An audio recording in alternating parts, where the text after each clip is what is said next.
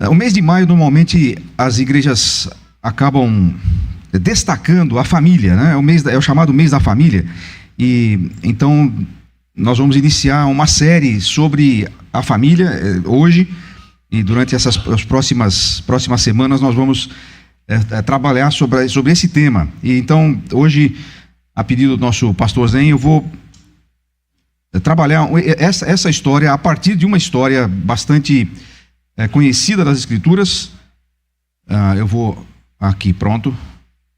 Opa, não era isso aí não, isso aí entrou.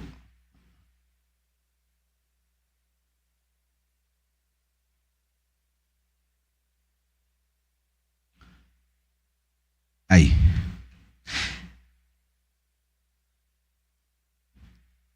Se você tivesse que pensar agora numa pessoa que você considera assim uma boa pessoa, um bom cristão, quem sabe um líder, alguém que você aprendeu muito com ele, talvez a pessoa que mais tem influenciado a sua vida. Pense aí, talvez tenha mais de um, mas pense em uma pessoa só. E talvez você consiga falar, essa pessoa aqui é referência para mim. Agora imagine que em algum momento você ficasse sabendo que na casa dessa pessoa, na família dessa pessoa, teve um assassinato. Só pela sua cara eu já percebi o que você pensou. Acho que seria uma grande decepção para você.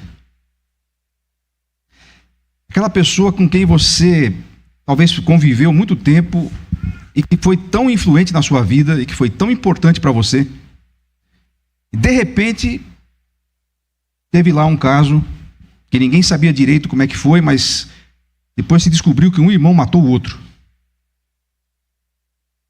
Mas pior do que isso, você ficou sabendo que essa pessoa, esse assassinato que aconteceu porque tinha havido um estupro naquela casa. Foi seu professor de escola dominical. Quem sabe foi seu pastor. Você pode imaginar o tamanho da decepção que você teria se isso tivesse acontecido com alguém que você conhece. E mais ainda, se fosse com alguém que você tem como referência na sua vida. Eu sinto muito fazer isso hoje, não gostaria de fazer, mas eu vou ter que fazer um exposure aqui, como dizem os meninos aí da internet. Eu vou ter que trazer um caso que vai te decepcionar. Porque o cara que eu vou trazer aqui é uma denúncia, na verdade. Espero que inclusive não seja gravado hoje, porque hoje é aquele dia que é só em família, assim. A gente vai trabalhar só com pessoas que têm maturidade para ouvir, porque nós vamos ter uma denúncia grave aqui. E talvez você nunca mais vai olhar para essa pessoa do mesmo jeito. Porque talvez o salmo que você mais goste seja um que começa assim: o Senhor é meu pastor, nada me faltará. Ele me faz repousar em pastos verdejantes, refrigera minha alma. Guia-me pela vereda da justiça, por amor do teu nome. Talvez esse seja o seu salmo preferido. É o da maioria dos cristãos. Mas eu quero expor o autor desse salmo hoje. Nós vamos falar muito mal dele. Abra sua Bíblia no segundo livro de Samuel.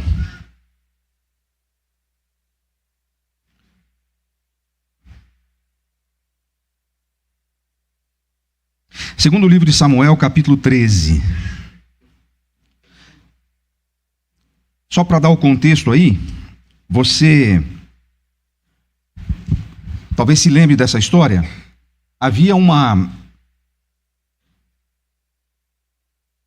Davi já está no palácio, ele já é o rei, e estava acontecendo uma coisa meio estranha.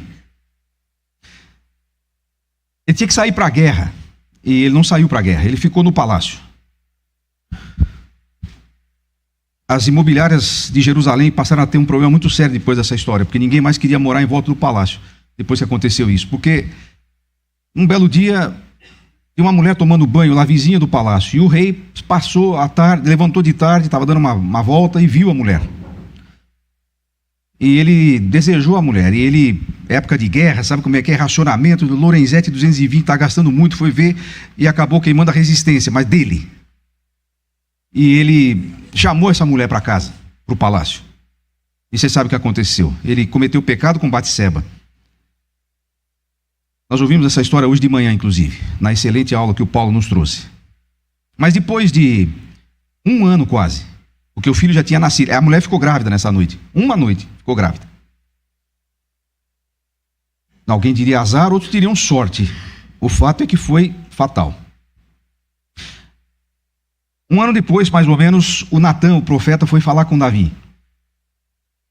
E o confrontou. E ele confessou o seu pecado. Davi confessou o seu pecado. Ele confessou, inclusive, o pecado de ter armado para que o marido da mulher morresse. Porque isso ele fez. E tudo foi resolvido. Mas acontece que, às vezes, o pecado deixa marcas.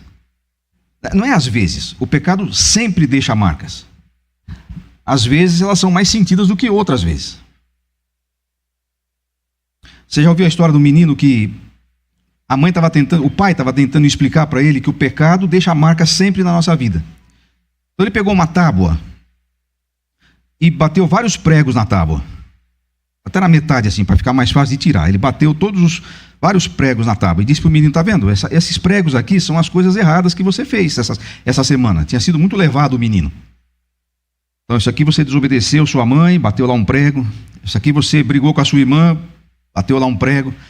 Esse aqui você foi mal criado lá com o seu professor, bateu lá outro prego. Aí o pai falou assim, mas tem uma coisa interessante que você precisa aprender com o pecado. Toda vez que a gente peca, se a gente confessa o nosso pecado e pede perdão a Deus, Deus arranca esses pregos da nossa tábua. Então o menino falou, eu quero pedir perdão. Pediu perdão das coisas que tinha feito errado. E aí o pai foi, então, pegou a outra ponta do martelo e tirou todos os pregos. E o prego ficou lá. Aliás, a tábua ficou lá. E o menino primeiro ficou feliz, mas depois ele falou, mas pai, e esses buracos que estão aí? Ele falou, pois é, meu filho. O pecado é perdoado, mas às vezes ele deixa marcas. E muitas vezes acontecerá isso na nossa vida. Aconteceu isso na vida de Davi. O pecado dele com Batseba foi perdoado, sua confissão foi sincera, Deus o perdoou, mas as marcas ficaram. E o texto que a gente vai ler agora é um texto longo, capítulo 13 de 2 Samuel, começa a trazer um pouquinho das marcas que ficaram na vida de Davi. Ele já tinha composto boa parte dos salmos que a gente conhece dele. Eu não sei se você sabia que tem um texto como esse na Bíblia. Se você não está acostumado com a leitura da Bíblia, talvez você fique um pouco assim assustado. Eu vou ler na Nova Almeida atualizada. Diz assim, passado um tempo depois desses episódios que eu contei aqui, de Batseba, a confissão, etc. Passado algum tempo, aconteceu o seguinte, Absalão, filho de Davi, tinha uma irmã muito bonita, cujo nome era Tamar. Aminon, filho de Davi, apaixonou-se por ela. Aminon ficou angustiado por causa de Tamar, sua irmã. Lembra, ela era irmã, era meia-irmã. Eram todos filhos de Davi com esposas diferentes. Então Aminon ficou angustiado por causa de Tamar, sua irmã, a ponto de adoecer, pois sendo ela virgem, parecia impossível para ele fazer alguma coisa com ela. Mas Aminon tinha um amigo que se chamava Jonadab, filho de Simeia, irmão de Davi.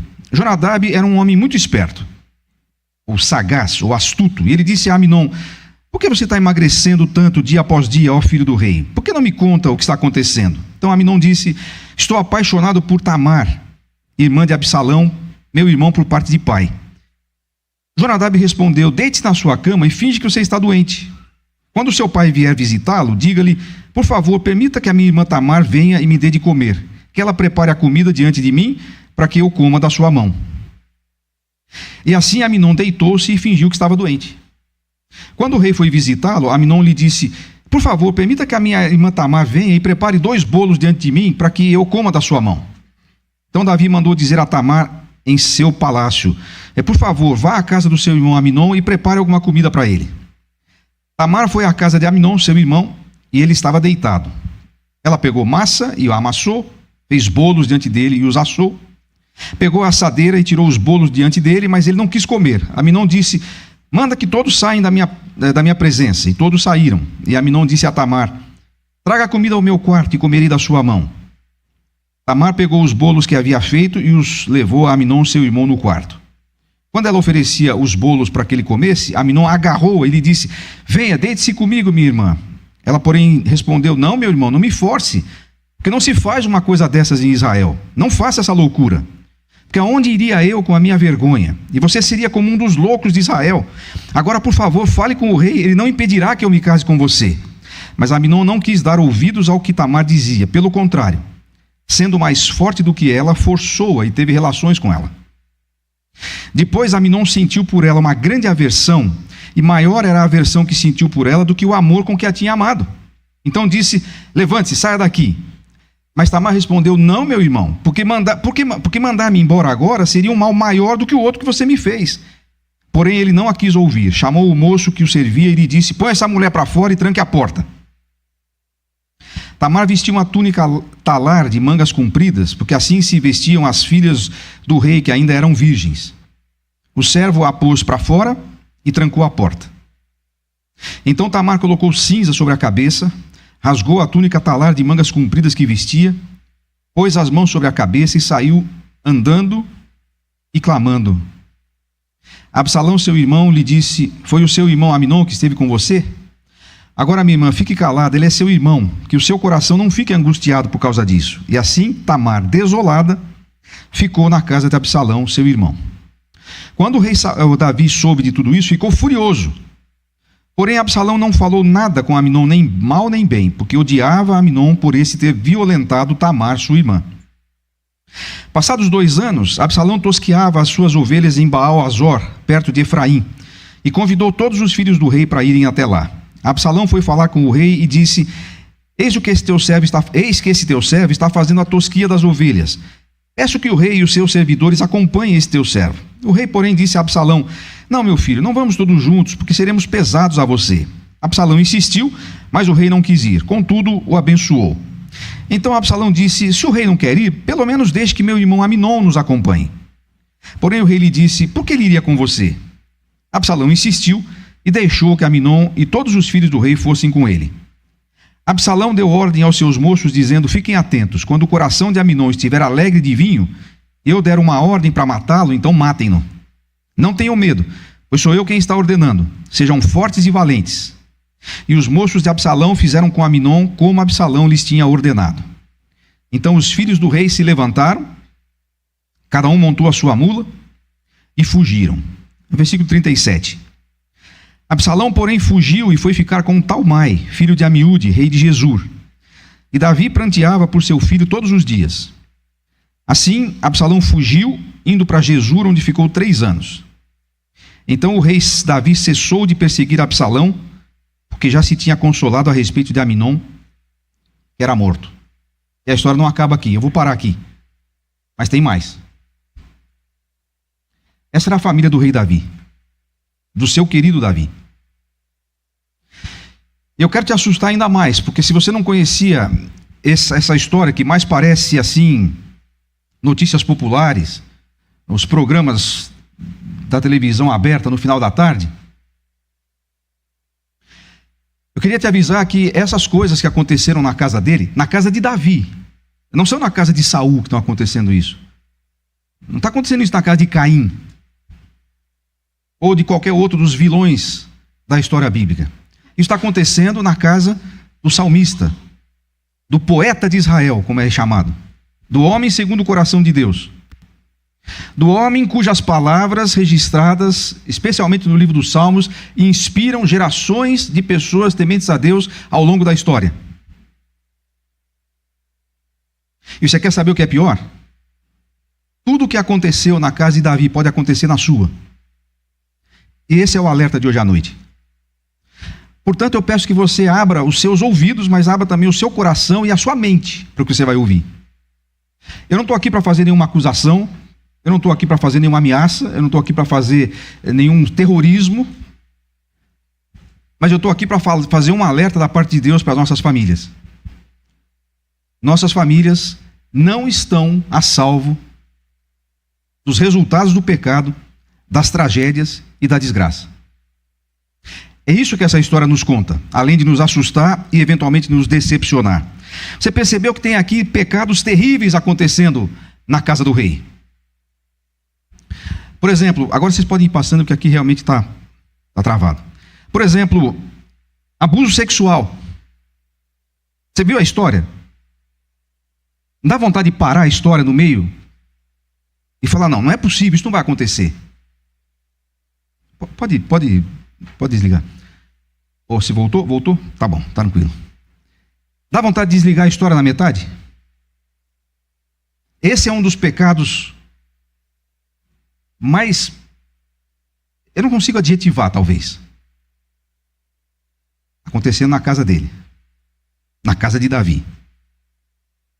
Aliás, se eu posso fazer um parêntese aqui, não é o foco da minha palavra aqui, mas esse é um dos pecados mais odiosos, porque segundo as estatísticas dos órgãos de segurança pública do nosso país, mais de 70% dos casos de abuso sexual que acontecem no Brasil são perpetrados por pessoas próximas à vítima, familiares, gente de dentro de casa.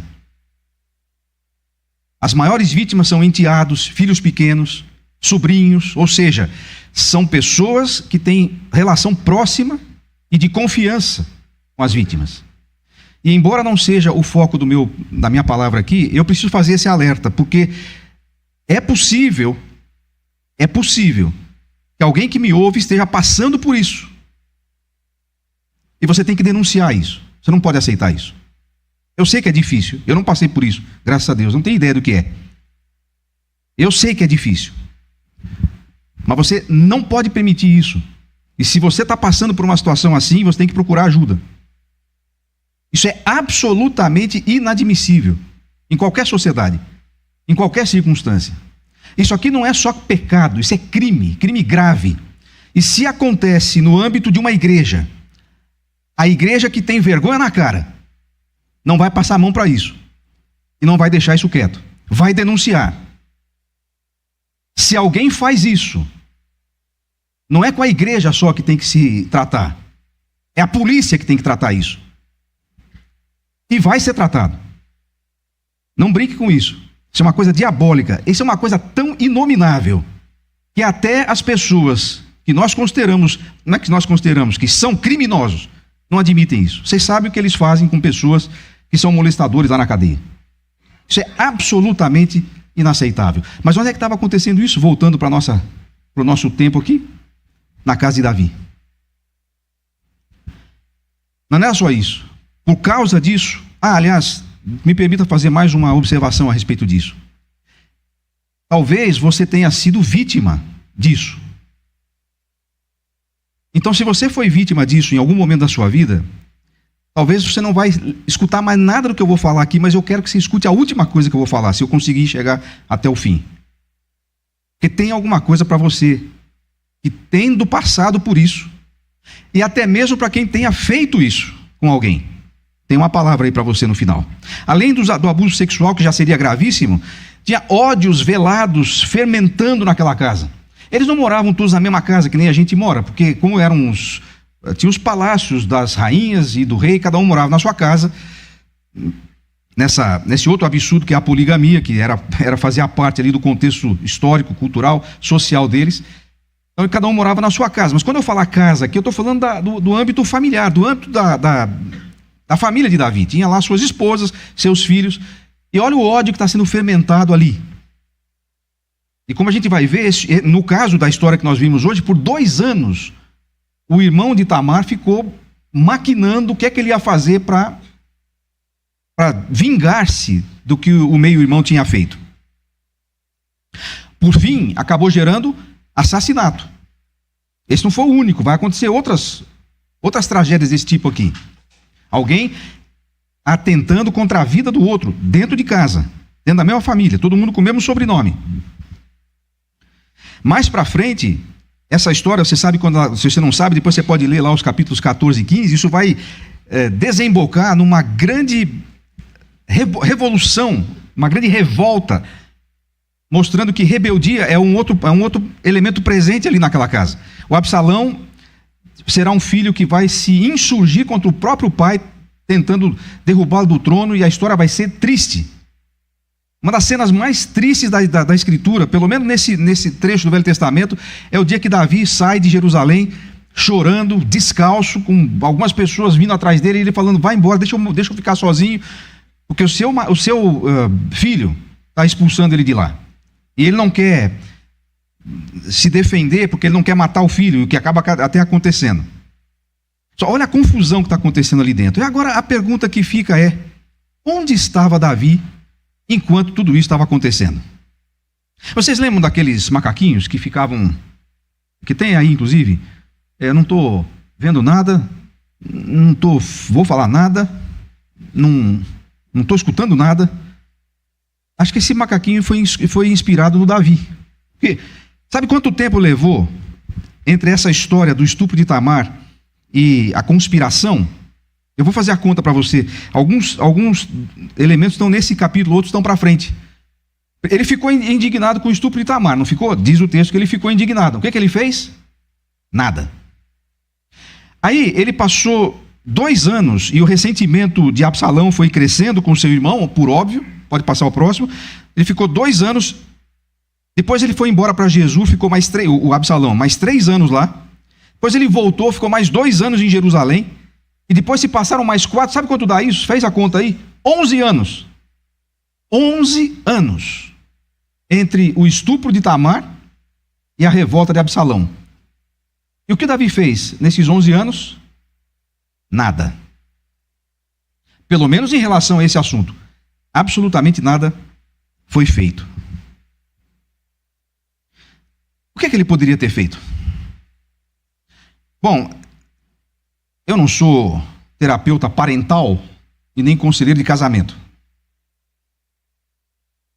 O pastor Zen já sabe disso e não conta comigo para isso. Graças a Deus. Para ele e para vocês. Essa não seria exatamente a mesma uma área. A última vez que eu fui aconselhar um casal, eu prefiro não contar qual foi o desfecho, para que vocês não se...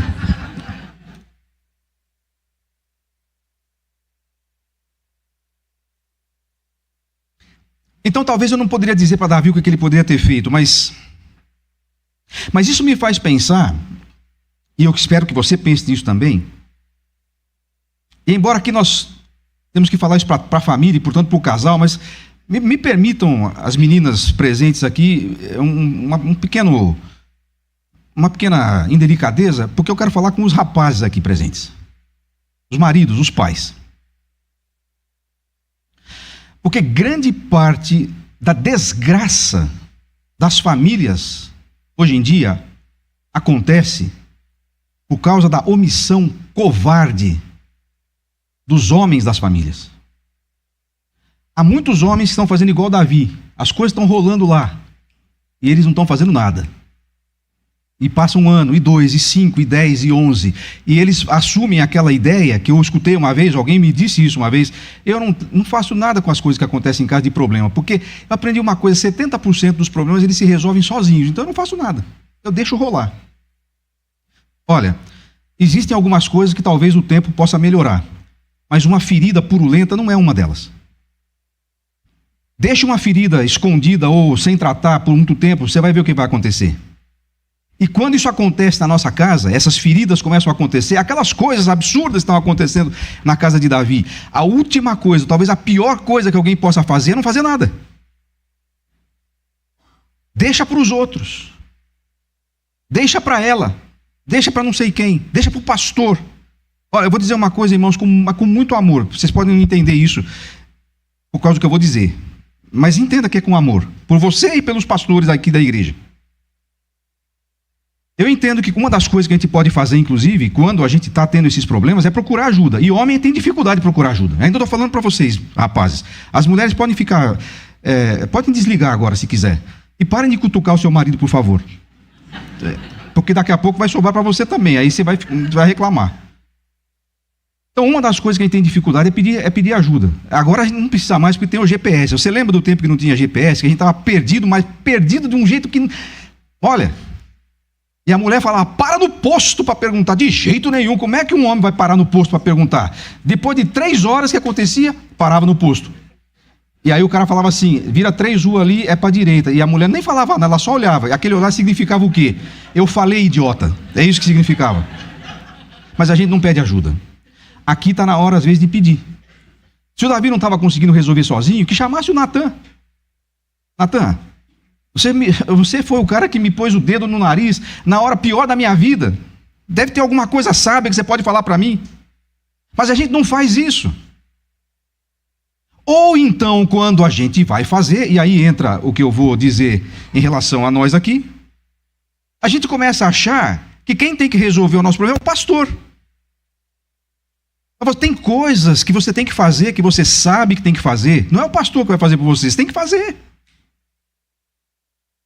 Está cheio de coisa que acontece, e talvez esteja cheio de problemas que estão acontecendo, porque os homens das famílias estão sendo omissos, estão transferindo a responsabilidade para os outros, não estão fazendo nada, e agora querem que os outros resolvam. É você que tem que resolver, cara. É você que tem que tomar uma posição na vida. É você que tem que ter a atitude de resolver o que tem que ser resolvido, ainda que precise de ajuda. Mas você não, o pastor, desculpa, não é babá de marmanjo. Ele tem mais o que fazer. Ele não pode ficar correndo atrás de você cada 5 minutos que você tem uma crise e vai ligar lá para vir resolver aqui. Resolva você. Que raio de homem você é? Você é o homem que nem Davi? Então seja o homem que nem Davi, segundo o homem segundo o coração de Deus. Não o homem que fica 11 anos olhando para as coisas pegando fogo e não fazendo nada. Porque essa foi a pior coisa que ele podia ter feito.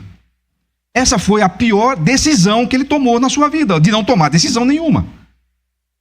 Bom,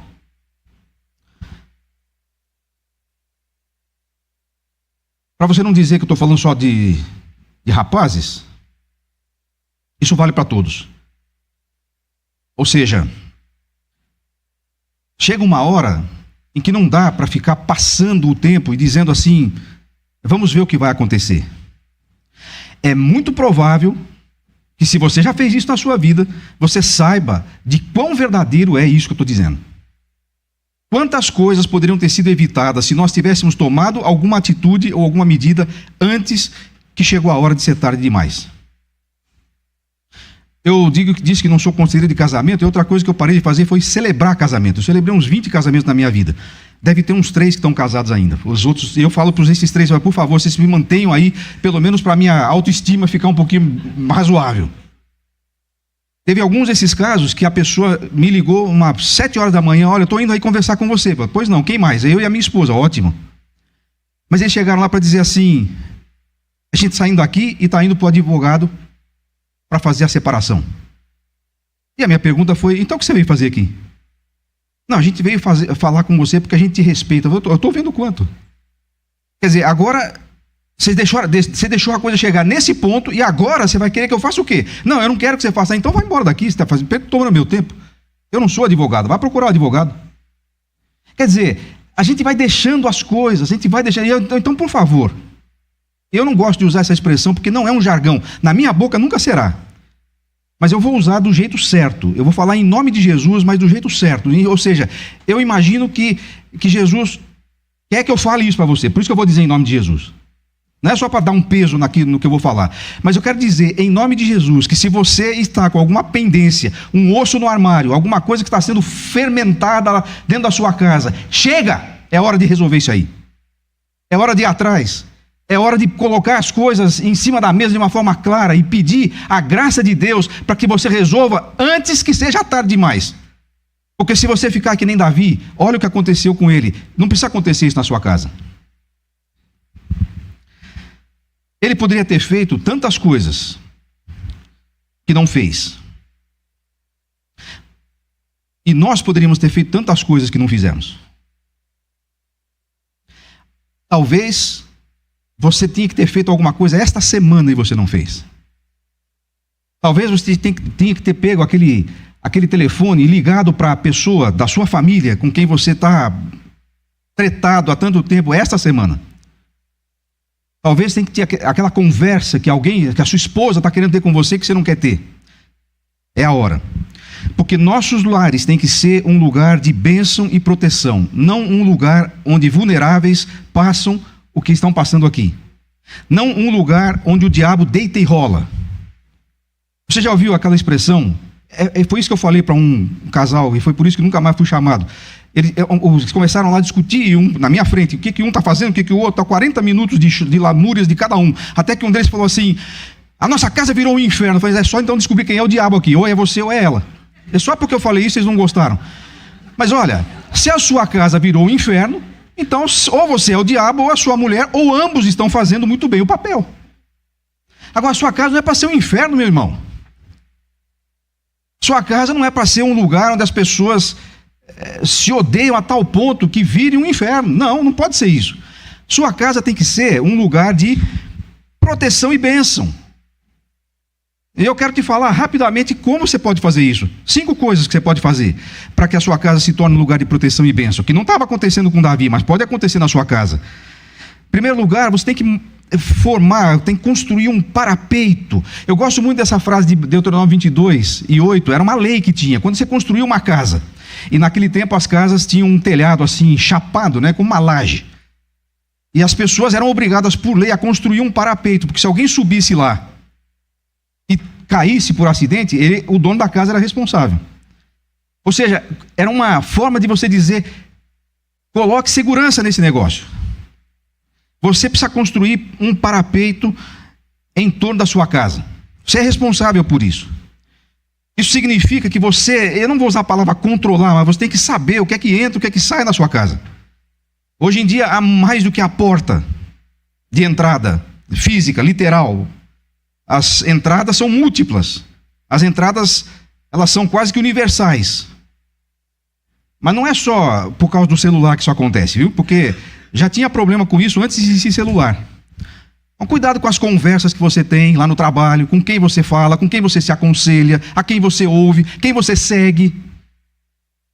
Você como família, você como marido, esposa, como família, quem é que vocês estão seguindo na internet, os influenciadores da sua casa, etc. Construa um parapeito, ou seja, evite que o mal chegue na sua casa. Eu não gosto de cachorro dos outros, eu gosto dos meus, eu não tenho faz algum tempo, mas assim, vou confessar, eu tenho medo de cachorro, pronto, vou falar o português claro. Eu aprendi que os menorzinhos, pelo menos eu posso fazer cachorro grande, não tem jeito. Um dia estava com o Dirceu Pac, foi na casa de uma pessoa, chegamos lá, tinha um baita de um Rottweiler, mas o bicho lá latia de babá. E o cara falou assim, o dono da casa gritou: não, pode entrar. Eu falei: não, irmão. Eu falei: não vou entrar, não. Você prende o cachorro. Não, ele não faz nada, ele não faz nada para você. Você prende o cachorro aí. Não, mas ele não está latindo. Aí eu falei assim: mas o que está latindo? É gato? Não, era um baita um Rottweiler. Por que eu vou correr um risco desse? Você prende o bicho, ele não prendeu, eu não entrei. Pronto, eu não preciso, por que eu vou correr risco? Às vezes a gente corre riscos na nossa casa à toa.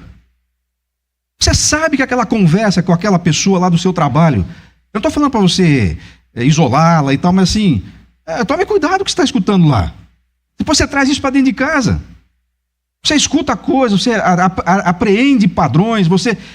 Cuidado com isso, construa um parapeito em torno da sua casa. Vocês, casais, são responsáveis por fazer isso, inclusive para os seus filhos. Mas mesmo quando você não tem filhos, também tem que fazer isso. Outra coisa que eu acho importante você fazer, isso está lá em Neemias capítulo 1, era um outro contexto. Defenda o seu cônjuge. Neemias 4, eles estão reconstruindo os muros de Jerusalém. E o apelo que Neemias faz para chamar as pessoas para essa reconstrução, ele diz assim: vamos reconstruir os muros, lutem por seus filhos, por suas filhas e por suas famílias. Nós vamos construir esse muro aqui de proteção, porque nossa família está aqui dentro, eles moram aqui, e nós queremos que eles sejam protegidos aqui dentro. Então defenda, não estou falando para defender quando eles estão errados, não estou falando para você, tem já viu mãe que fala assim: eu sou uma leoa para defender meus filhos, eu por eles faço tudo. Não estou falando disso não. Porque se o seu filho estiver fazendo alguma coisa errada, você tem que ser o primeiro para dizer: está errado. Você não tem que defender os seus filhos de qualquer coisa, mas você tem que defender os seus filhos do mal, dos ataques, porque não sei se você sabe, já devia saber. Existe uma batalha constante, permanente, pela mente do seu filho, porque o diabo sabe que quem conquistar a mente do seu filho, conquistou o coração do seu filho. Esse é o ponto, defender disso. Defender das influências ruins, embora às vezes eles não vão entender isso, mas tem que defendê-los. Defender seu cônjuge, defender seus filhos. Terceira coisa importante para você fazer, para que os seus lares sejam lares de bênção e proteção: enfrente os problemas. A gente já falou um pouquinho disso. Você não pode ser como Davi, 11 anos, que a coisa está na hora de você enfrentar. E até você é redundante aqui, porque encarar só pode ser de frente. Mas vai encarar de frente, ou encarar de costa não tem jeito, né? Mas agora, para você entender bem, é encarar mesmo de frente. Olhe-se no espelho, sabe por quê? Porque às vezes o problema da sua casa é você. E às vezes o problema que você está querendo enfrentar, sempre apontando o dedo para o outro, de repente você se olha no espelho e fala, mas sou eu que estou causando isso aqui. A gente é tão cara de pau, que é que nem os discípulos lá na ceia. Jesus falou, um de vocês vai trair. E aí começar, porventura sou eu, Senhor? Diz que até o Judas falou, porventura sou eu. O Judas era muito cara de pau. Não é você, cara de pau. Quem é? Às vezes você está procurando o culpado ou o responsável. E o problema é você. Então trate, encare, enfrente. Outra coisa importante, estabeleça códigos de honra na sua casa. Existem algumas coisas que não podem entrar na nossa casa. E ponto. Por exemplo, mentira. Não pode aceitar mentira na sua casa. Agora, se você diz para os seus filhos não pode mentir e você mente para eles, você acha que eles não percebem disso? Acho que eles não estão vendo, que você fala para eles fazerem, mas você faz. Há uma série de coisas que uma casa não deve aceitar. É importante estabelecer isso, o tratamento entre as pessoas, por exemplo, como deve ser, etc. E a principal coisa, obviamente, é priorize a fé no eterno e na sua palavra. Qual é o papel que a palavra de Deus tem na sua casa, na sua família? Qual é o papel que o culto tem na sua casa e na sua família? Eu não estou falando agora só do culto doméstico, embora ele também possa estar envolvido. Mas eu estou falando da participação que a sua família tem e costuma ter no ambiente eclesiástico, no ambiente comunitário, porque isso é uma coisa que as famílias estão começando a colocar como uma coisa sem importância. A família faz os seus passeios, ok, não estou falando que não pode passear, deixa eu refazer a frase para você me ouvir direito. As pessoas fazem as suas agendas e incluem os ajuntamentos da igreja, assim, se não tiver outra coisa para fazer, daí a gente faz. Eu acho estranho isso aí. Não é, eu estou cansado de falar, você já me ouviu mais de uma vez, já me ouviu falar isso. Você não se torna um bom cristão só porque você vem à igreja. Sua família não vai ser uma família exemplar só porque ela está aqui toda semana. Só por isso não, mas também por isso. E afinal de contas, se você aparece tipo aqueles submarinos assim, ele some, daqui a pouco aparece. Tem uns crentes que são assim, submarinos, eles aparecem de vez em quando. Um crente golfinho, né? A praia faz uma gracinha e vai, ninguém mais. Fica mais 6 meses, ninguém sabe do cara. Não, a gracinha do golfinho do crente é vir aqui, levanta as mãos e chora e tal. Ele sai daqui e ele continua sendo igual ele era. É o golfinho fazendo as piruetas para depois mergulhar no oceano profundo, que só ele conhece. Aí não dá, cara. Irmão, eu sempre esqueço que é irmão. Aí depois dá-lhe ligar para o pastor. O pobre do pastor que tem que resolver. Você não faz o mínimo, você quer que ele resolva depois? Bom. Agora escute aquela última parte que eu falei que ia fazer no começo. Nós estamos falando de Davi. Se o Davi estivesse aqui, nos nossos dias, não ia ter para ninguém aqui. Nem para o Andrezão do Manto, nem para Vivi, nem para Elaine. Era o Davi que ia estar aqui. No máximo vocês iam ser um Asaf aí ajudando. O cara ia estar aqui deitando e rolando. Cada semana ia chegar, tem um salmo novo aqui. É o Davi, não tem o que falar dele. Tem, mas não tem, entendeu? A gente não ia falar. O Davi está passando por isso. E aí fez tudo isso aqui. Agora, você quer saber o que Deus fala dessa família? Você quer saber o que Deus fala dessa casa? Eu sei, eu vou usar um texto aqui, em 2 Samuel capítulo 7, em que casa não é simplesmente a sua família. Há implicações aqui muito mais amplas do que a casa no sentido da família. Casa de Davi aqui é uma coisa quase, literalmente escatológica, fala inclusive do reino, do Messias, é muito mais amplo, eu sei disso. Mas não deixa de incluir a sua família. E apesar de tudo isso, essa casa, essa família miserável, literalmente miserável, que Davi formou, é chamada por Deus de uma casa bendita. Olha o que ele diz. Capítulo 7 de 2 Samuel. É esse mesmo. Eu estabelecerei uma casa, é o próximo.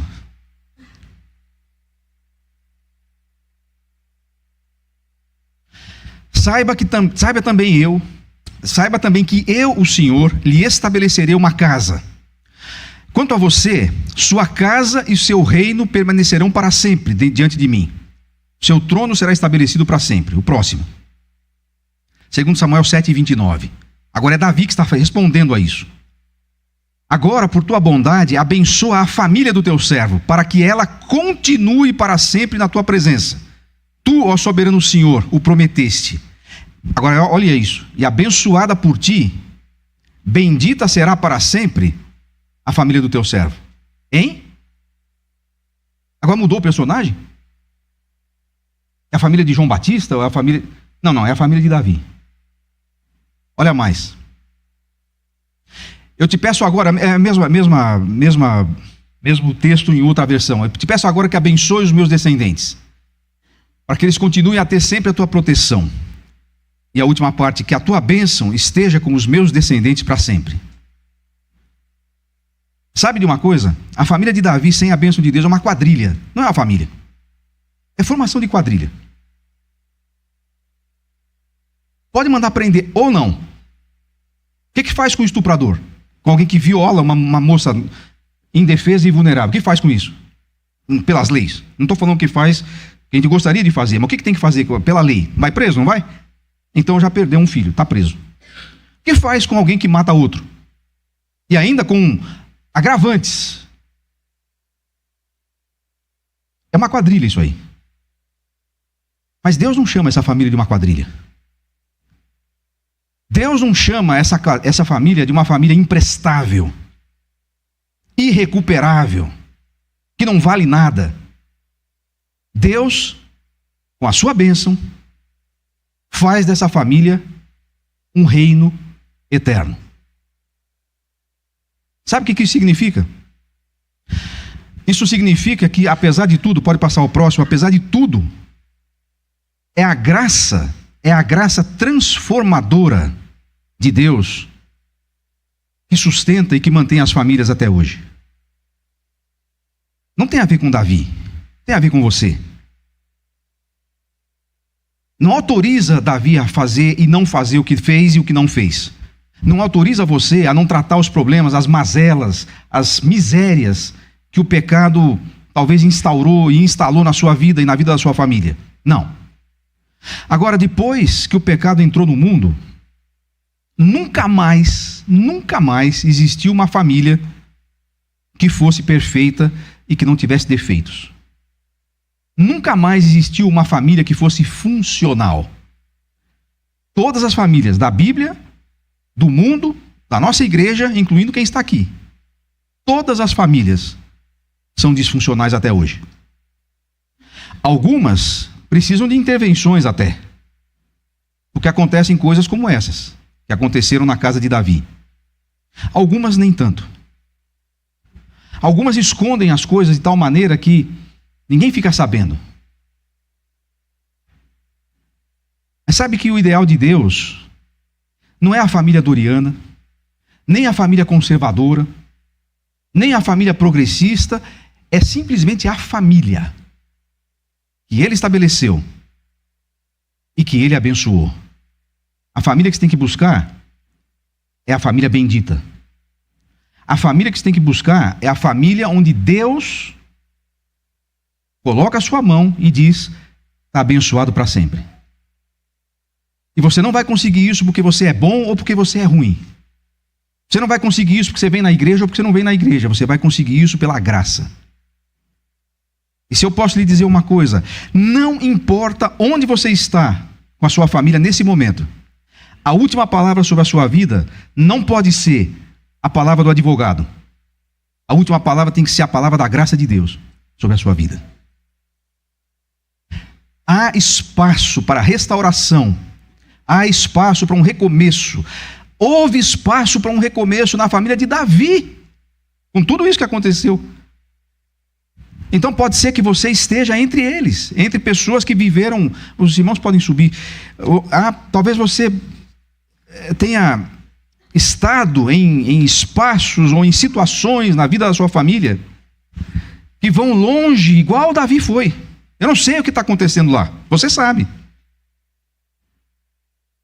Pode haver situações que você fala, não tem mais jeito, eu não tenho o que fazer aqui. Pode não ter jeito para terapia, pode não ter jeito para o advogado, pode não ter jeito até para o pastor, mas para a graça de Deus tem jeito. E o convite da palavra de Deus para você hoje é: renda-se à graça de Deus. Entregue a sua família à graça de Deus. É o único jeito. Não importa por onde você passou, não importa por onde você esteve. Talvez você tenha sido vítima de uma família como essa de Davi. Talvez você tenha sofrido as consequências, e sofre até hoje os traumas, os sonhos e as loucuras de ter vivido uma família absolutamente disfuncional. Mas a graça de Deus tem conserto para você. Você não precisa viver remoendo o seu passado, do que aconteceu na vida da sua família. A sua identidade, a sua vida não é definida pelo seu passado. A sua identidade tem que ser definida pela graça de Deus. É ela que tem que ser a última palavra na sua vida. Por isso, se você quiser nesse momento, fique em pé, nós vamos orar. Pedir que o pastor Zen venha aqui, por favor. Se você gostaria de consagrar a vida da sua família para o Senhor e quiser vir aqui para orar conosco, faça isso. Você não é obrigado, você pode fazer isso onde você está, se você quiser. Mas se você quiser, nós vamos orar por você. Vamos orar pela sua família. Talvez você não esteja sendo agora precisando da restauração da graça. Talvez você está vivendo um ótimo momento. Então você está sendo sustentado pela graça. Ótimo.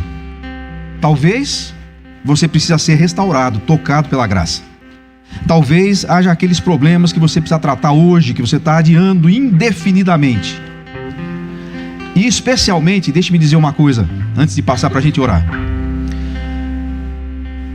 Se você teve a graça de manter o seu casamento de pé, desde o começo, entenda uma coisa: você não é melhor do que aqueles que não conseguiram isso. Nós não temos aqui crentes de segunda categoria, porque não conseguiram manter os seus primeiros votos, talvez. Não conseguiram manter o seu desejo de serem aquela família de Deus desde o começo. Pode ser que você já está em outro momento, pode ser que você tenha passado por crises. Quem não passou? Ninguém aqui é melhor do que ninguém. Nós somos todos poeira do mesmo pó, do mesmo chão. Só estamos de pé pela graça de Deus. E só podemos nos erguer por causa da graça de Deus. Que Ele mesmo fale ao nosso coração de uma tal maneira que as coisas comecem a acontecer aqui. Não pelo gabinete só, lá do pastor. Não pelos conselheiros apenas. Mas porque você aprendeu e entendeu que tem que abrir a sua casa para a graça de Deus entrar e fazer uma revolução ali. Vamos orar. Pai, os teus filhos estão aqui. Nós ouvimos a tua voz. E tem muitos lares aqui que precisam de uma intervenção do Senhor, precisam de um milagre. Pai, quebranta os corações, as coisas têm que começar por ali. As coisas talvez só chegaram a esse ponto que estão por causa dos corações endurecidos, pela falta de perdão, pela indiferença, pela omissão, por não quererem ouvir o que o Senhor tem a dizer. Então, se tem algum trabalho a ser feito, ó Pai, nós sabemos que a tua intervenção tem que começar por ali, no coração. Comece quebrantando esses corações, levando todos eles ao arrependimento. Todos têm alguma coisa que devem. Alguns porque fizeram coisas que não deviam, outros porque deixaram de fazer o que deviam. Então comece a quebrar os corações, ó Pai. Só o Senhor para fazer isso. Nosso gabinete não resolve. O púlpito aqui não vai resolver. Os conselhos dos amigos não vão resolver. Tem coisas que somente a tua graça pode resolver. Somente uma intervenção tua. Mas o Senhor só pode operar onde tem espaço, onde tem choro de verdade, arrependimento de verdade. Quantos casais, ó Pai, falando em divórcio, como pode o teu povo falar uma palavra dessa? Tantos exemplos que vemos na tua palavra, hoje mais um. Pai, tem misericórdia dos nossos lares, das nossas famílias. Vem com cura, ó Pai. Vem com poder. Que a tua presença se manifeste de maneira poderosa na vida dos teus filhos. Que a gente aprenda a ser submisso à tua palavra, à tua voz, a obedecer, por mais que não faça sentido, por mais que a gente não acredite mais, ajuda o teu povo na falta de fé também. Senhor, reconcilia, o Senhor é o reconciliador das famílias, o restaurador das famílias. Reconcilia o coração dos pais aos filhos e dos filhos aos pais, entre os cônjuges. Às vezes hoje só existe tolerância nessa casa. O silêncio que tem lá não é paz, não. Nós precisamos, ó Pai, que a tua presença torne os nossos lares um lugar de adoração, de serviço e de testemunho, e não o que a gente está vendo hoje aqui. Não que os vizinhos ouvem. Que testemunho que a gente está dando, Pai. Os números de divórcio entre nós estão ultrapassando os lá fora. Como pode estar acontecendo isso dentro da tua casa, Senhor? Nós confessamos, nós líderes confessamos que não sabemos o que fazer, mais o que falar. O diabo tem cirandado dentro da casa dos teus filhos, ó Pai. Repreende Satanás, expulsa as trevas desses lares, Senhor. Abre os olhos que estão cegos, os corações que estão duros.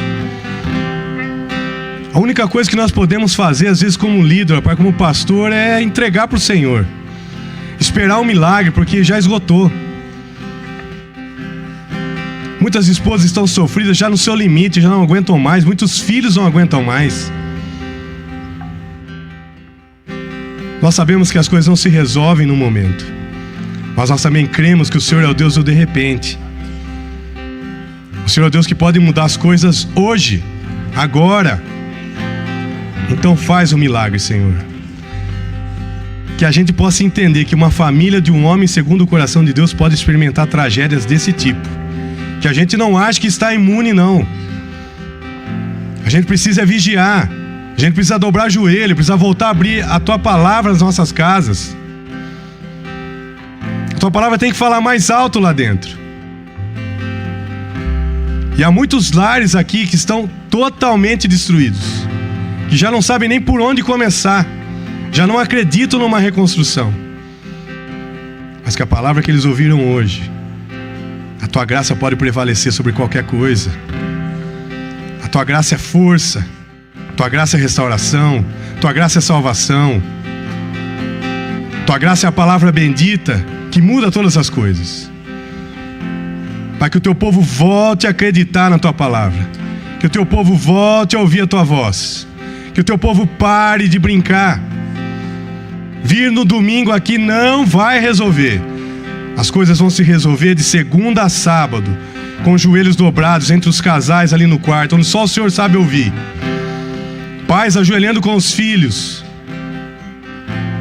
Senhor, que perdão, graça e esperança sejam marcas dos lares dos seus filhos. E por aí se comece uma mudança, e que muitos testemunhos possam lá de vir depois dessa noite dessa palavra. Peço a tua graça sobre a vida do Marcos, da Leia, das suas filhas, da sua mãe, Senhor. Cuida daquela que tanto te serviu e hoje sofre tanto, Pai. Cuida desse homem de Deus que o Senhor tem levantado. Sustenta ele na caminhada, ó Pai. E abençoa toda a tua igreja. Nos leva de volta aos nossos lares, com corações quebrantados, arrependidos, submissos, abertos, para que só a tua palavra possa prevalecer nas nossas vidas. Que a tua palavra seja a palavra de ordem, seja a primeira palavra e seja também a última palavra. Sempre. Nós oramos e agradecemos. Em nome do teu Filho Jesus, aquele que venceu a morte por nós. Amém.